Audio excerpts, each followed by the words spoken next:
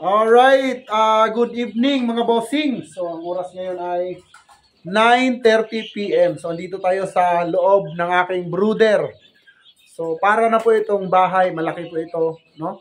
So, sinadya ko po talaga ito kasi yung tag-ulan dito mga idol ay talagang napakalamig. So, hindi makakasurvive yung sisiw pagka ganun kalamig at ganun kalakas yung ulan.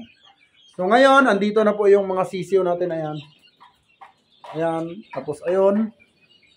Sa likod natin din siyempre yung ating mga broodcock. Mga idol, used broodcock ko po itong nasa likod ko. So bago natin simulan ang ating kwentuhan, pakainin muna natin sila kasi sobrang busy ko, nakalimutan ko na silang pakainin. So ito yung kagandahan pag meron kang malaking brooder. Pwede mo silang pakainin mga idol, no? So ngayon, dito natin yung ilaw, parang kulang ng dalawa. So ngayon mga idol, papakatukain muna natin, tapos papakilala ko sila sa inyo.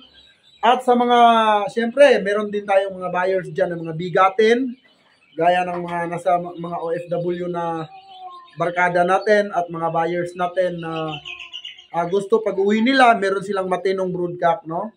Meron silang matino na breeders. Kasi ito pong breeders mga boss, ay isa po itong lifetime na gamit. Kumbaga, hindi man lifetime pero long term, no? So, aanin mo yung mura, kung mapapamura ka naman. So, ito, use broodcock po, ibig sabihin mga idol, quality, no? Super quality. So, meron tayo ditong NUDC. Sa mga nangangarap magkaroon ng NUDC na quality, meron po tayo dito.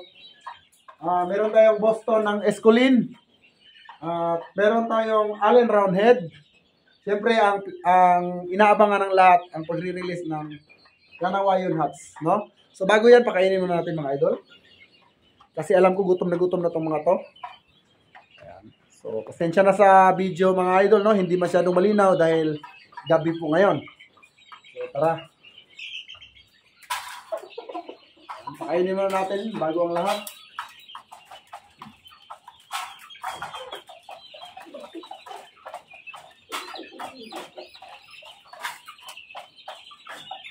So, mga idol, dito ko rin po nilalagay yung may mga 1 month old to 2 months old. So, dito ko nilalagay para safety sila sa impact ng hangin. Then mga idol, itong brooder natin, no? Itong brooder natin ay talagang solid kasi yung dingding nito color roof. Then syempre meron tayong may alcuba, ayan. So, syempre, yung package natin, brooders, then lalagay pa natin dito yung mga incubator natin or kung ano pa man yung pwede nating ilagay at para mapaganda at maalaga ang mabuti yung ating mga manok. So, meron na rin tayong tubig, dala tayong tubig. Para dyan, so papakainin ko lang mga idol itong aking mga used na broodcock. So, dahil ginamit ko po ito, pwede ko po itong i-share sa inyo, basta magkasundo po tayo. Lagi niyong matandaan mga idol, no? Sa paggamit po ng breeders or broodcock, ay kailangan po natin talaga ng quality. Hindi na po uso ngayon yung hindi quality mga idol. Hindi na po uso ngayon yung sinyalado lang. Kailangan natin ngayon makipagsabayan, no?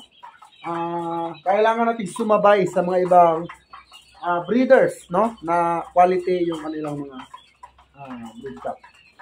So, syempre, ako naman, dahil meron na po akong, ang NUDC ko po ay dalawa. So, itong isa, isi-share natin, no? Alam ko maraming nangangarap ng NUDC. So, marami akong buyers na nagsisimulang magmanok na nasa ibang bansa, mga OFW, syempre. So, ito, pagbibigyan ko kayo sa request ninyo. So, maraming nagsasabi sa akin na, boss, baka may used na broodcock ka, no? So, 50% discount po ang ibibigay ko sa inyo dito sa mga used broodcock ko kasi ang price po nito ay talagang napakataas, no? Pero 50% natin kasi gamit na po, no? Ginamit ko na po. At ito po ay selection ko. So nakaka-sure kayo na quality. Alright, so bull stag lang po ito. mahaba pa, meron pa kayong 4 years para gamitin or 3 years para gamitin sila. So, napakadami pa nilang iaanak. Tapos nilang kumain, bigyan mo natin ng tubig. Then, bago ko sila i-flex sa inyo, isa-isa, mga idol, no? So, ayan. Tubig muna.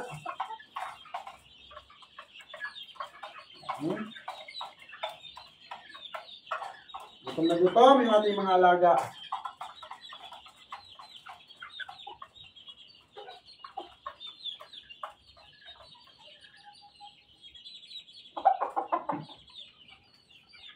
So, ayan mga par, no?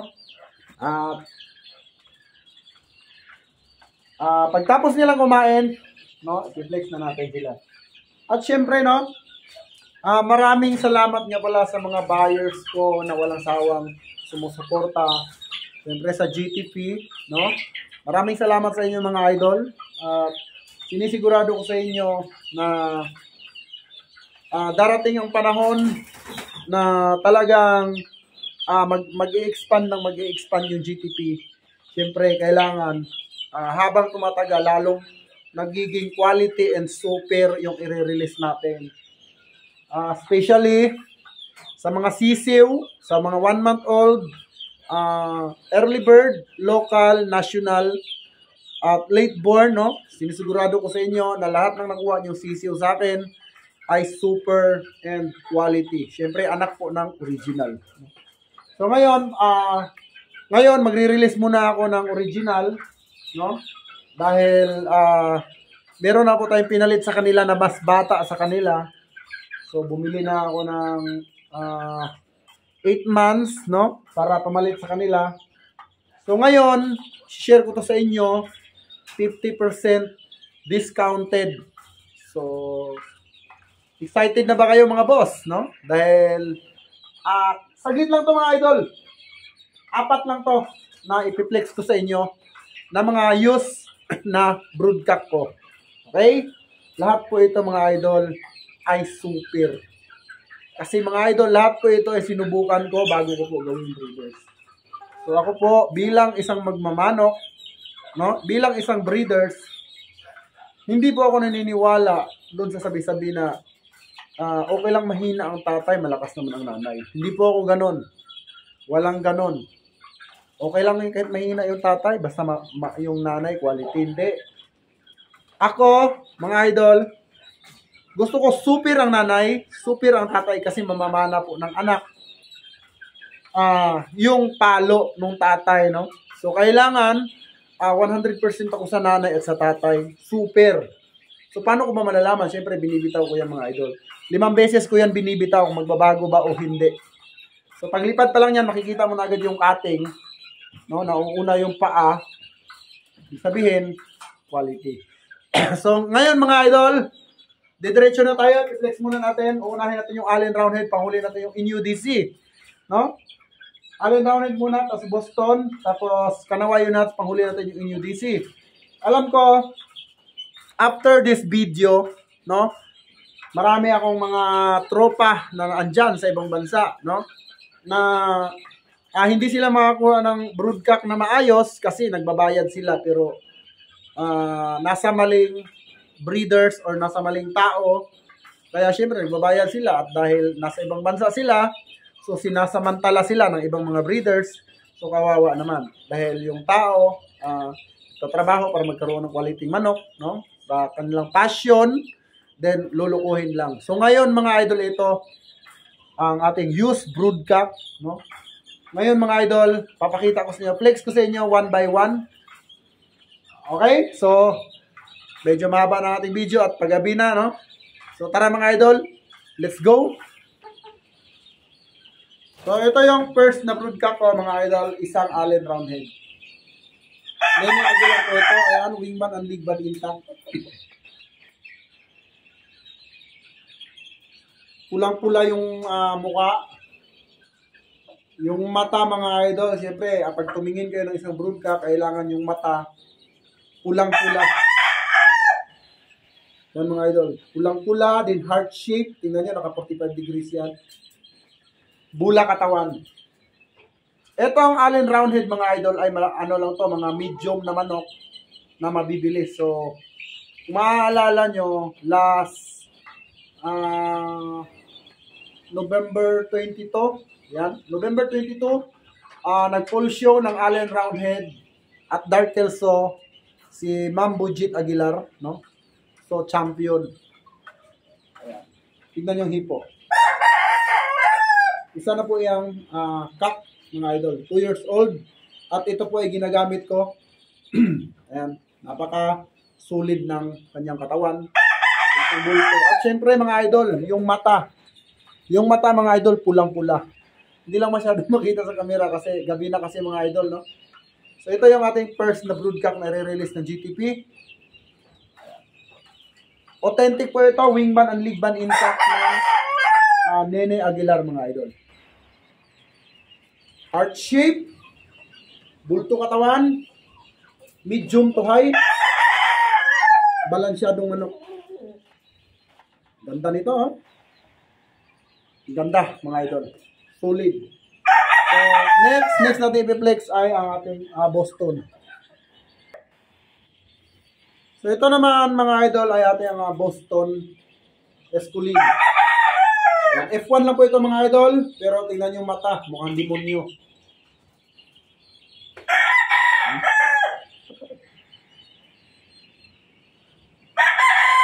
Pulang-pula. Lagi nyo tatandaan mga idol, pag pumili kayo ng isang broodcock, kailangan pulang-pula yung mata. Makikita nyo po yung mata. Pag nag 8 months na po mga idol, 7 to 8 months, makikita nyo na po yung development ng kanilang mata na pulang-pula.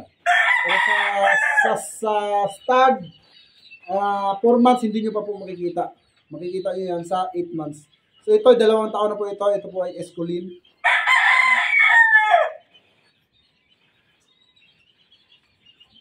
Boston. 2 taon na po ito mga idol. So, ayan. Next naman natin ipapakita mga idol ay ang ating kanawayon. So, bago ang NUDC. Idol, ang release natin sa kanawayon ay Trayo, no? So, then next naman ay Trayo na kanawayon na panimula nyo mga idol. Napaka-solid nito kasi straight comb. So, tara, let's go. Ito naman yung ating kanawayon hats mga idol.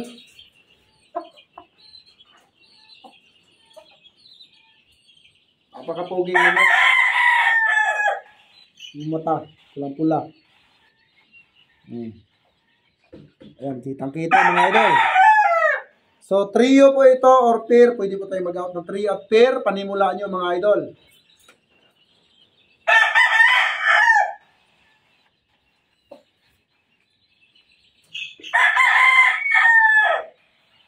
Yeah. So, mga idol, paunahan lang po tayo kasi alam ko after this video, after kung may public ito, alam ko na merong mananalo or merong una na nag-aabang lang siya, no? So, ayun kung paano ako makontak dyan lang sa comment section. Magsikahan na lang tayo dyan mga idol. Okay? So, next nating ipapakita ay isa pang kanawayon hats ulit.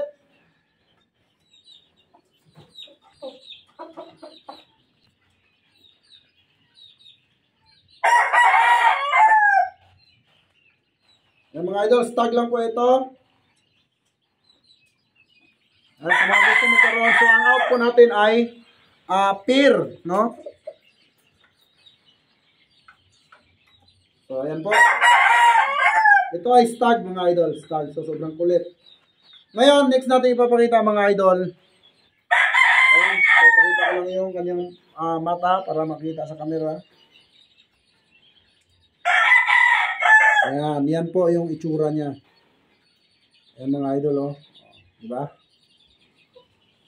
So, the last ay ang ating NUDC, mga idol. So, ito na po yung ating NUDC.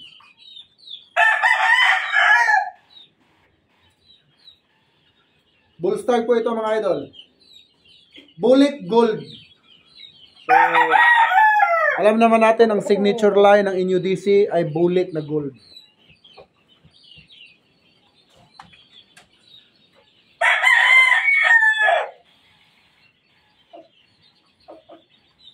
Kita na po yung mukha. Ayan, ayan na po. Kita niyo mga idol? So, NUDC bullet na gold. So, bago ko sila isalang sa aking raffle, kasi ako po nagpaparaffle mga idol, no? So, bago ko po sila isalang, iintayin ko po yung PM nyo, no? Sa mga gustong magkaroon ng quality breeding material. At alam ko na maraming nangangarap magkaroon nitong NUDC. At sa panahon ngayon, napakahirap pong magseleksyon, lalo't andyan po kayo sa ibang bansa, especially sa mga OFW, hirap silang makapili dahil hindi nila mahawakan yung manok. So ito mga idol, gamit ko na. I-share ko naman sa inyo. Isa po itong authentic NUDC. Bullet na gold, mga kapatid. Napakaganda, balansyado. Ayan, medyo tuyo lang yung buntot niya. Pero napaka-solid, hindi palugon. Pwede gamitin breeding material, mga idol. Sa galaw pa lang ng ulo nito, mga idol, no? Kung gaano siya ka-active. Gabi ngayon, ha? Pero tingnan mo kung gaano siya ka-active. Para siyang nakakondisyon. So, nabighani ka ba sa kanyang ang tawag dito mga idol? Killer smile? Or sa kanyang killer eye? Ano pa iniintay mo? Huwag mo na patagalin mga idol, baka maunahan ka pa. Napakapuging manok, napakagwapo. At talagang, mga idol, talagang ito, siguro, pag napanood na to ng lahat, hindi ko magtatagal mga idol. Masasold out po ito. Napakagandang NUDC. At meron na po tayong CCO nito. At meron po tayong isa pang broodcock, no? Yun po ay stag. Bullet golden, ganito din. So, ito naman ay share ko po sa nangangarap magkaroon ng quality breeding material. So, bullet po ito na gold. Then, meron din po akong honey you na pure spangled round head, mga idol. Authentic. So, malaking manok siya. Spangle, pero napaka-super umalo. So, ngayon, papakita ko sa inyo yung authentic honey you spangle round head, mga idol. So, ito po yung NUDC natin. Okay? Pakita ko sa inyo yung spangle round head natin na authentic honey you sa mahilig sa mga hindi kagandahang manok pero super ang palo. Nako mga idol, kunin nyo na. So, ano pa hinihintay natin? Tara, let's go, gang! So, ito naman yung sinasabi kong honey you 888 Game Farm. Ito po ay isang spangle round head. So, napakulit niya mga idol. Kung ikaw ay talagang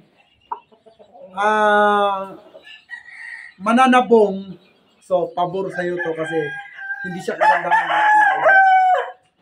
Derby size po siya.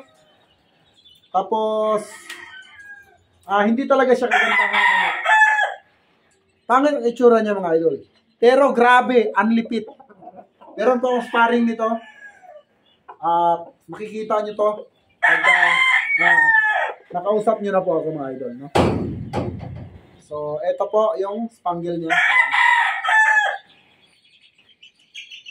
Isa po itong authentic at napaka-super po ng manok na ito. Ngayon, papakita natin yung mata. Pulang-pula yung mata. Idol.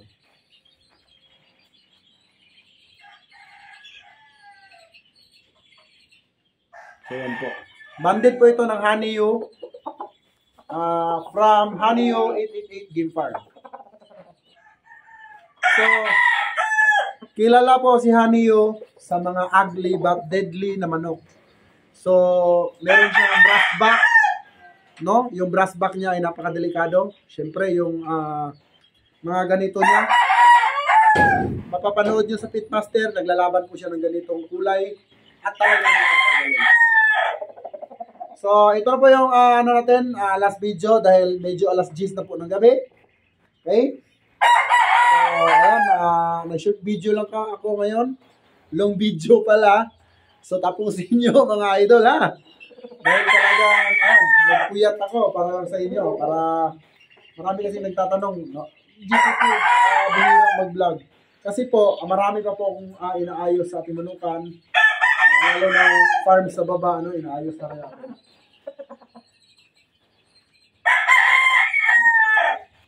Kung ikaw ay mananabong, ito bagay sa'yo. Hindi talaga siya kagandang manok. Pero grabe yung palo, mga idol. Meron akong sparring nito. Unlimited feet. Yan o. Napakagwa po. So, yun lang mga idol na. Maraming salamat sa inyong lahat. At asahan nyo. Pag natapos yung pinapagawa ni GTP, araw-araw po tayo magbablog. Siyempre, abangan nyo yung last early bird na i-release natin. The last early bird. And after the early bird, local. Then after ng local, national, mga idol. So para po sa inyong lahat yan. Sa mga walang kaya na bumili ng manok, no? So maliit lang yung budget. Meron tayong 1 month. Meron tayong day old. Meron tayong 3 months to 4 months. So, para sa mga low budget. At syempre, para sa mga big time dyan, no? Ano pa hinihintay nyo mga idol? Yung authentic ng GTP, ito po ay piling-pili ko na. Binitaw ko mismo sa farm.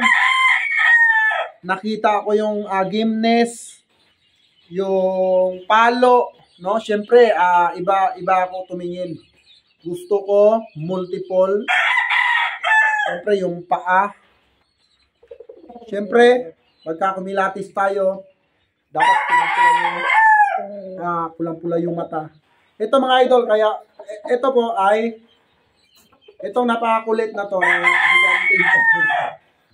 Ito po ay ipaparapol ko, pero antayin ko na mapanood nyo itong video na to. So, kung maabutan nyo pa to, mas maganda, no? Kung maabutan nyo pa ito. Kasi ito, mga idol, ay isang authentic at napakagaling po na manok na ito. Napakagaling po nito mga idol. Kung hindi lang ako busy, ilalaban ko to eh. Alam mo yan, labanin talaga siya, habulin sa sabungan. Pero grabe yung palo niya, sobrang lakas. So, yun lang mga idol, maraming salamat sa inyong lahat sa suportan nyo sa GTP at asahan nyo pagtapos natin gawin itong ating project at na-vlog na natin yung ating darating na coming soon GTP Game Farm, no? Araw-araw na po tayo mag-vlog para lahat po kayo ay updated. Siyempre, kung kayo ay nag-boring sa bahay ninyo, no? Siyempre, manood lang kayo ng ating vlog.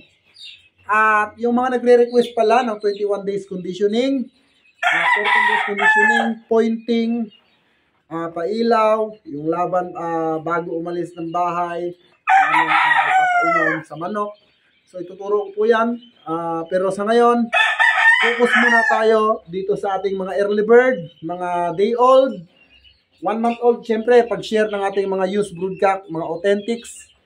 So alam ko maraming sa inyo nagko-comment diyan sa comment section na hindi ko masagot.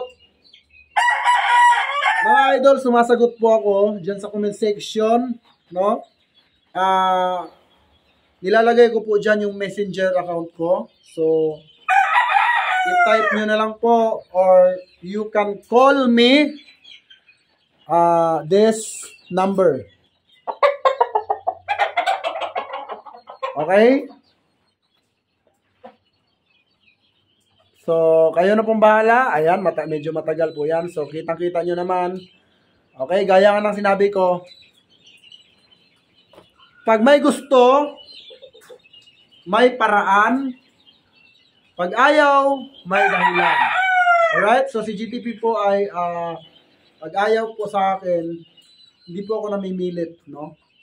Basta ang gusto ko, yung willing na makipag-usap sa akin. Siyempre, mabait po tayong kausap at nag-i-entertain po talaga tayo. So nagkataon lang po talaga na hindi ko nasagot yung mga PM nyo sa akin dahil sa sobrang busy natin dito. Napakadaming buyers na bumibisita dito, no? Halos araw-araw po tayo may buyers na inaasikaso mga idol. So medyo hindi ko na po nasasagot yung mga katanungan ninyo dyan sa mga chat nyo. Pero asahan nyo mga idol, pipilitin ko na yung mga PM nyo ay masasagot ng GTP. Alright, so hanggang dito na po ang ating video. Maraming salamat mga idol at solid GTP supporters dyan. Thank you and God bless you all mga idol. Geng geng.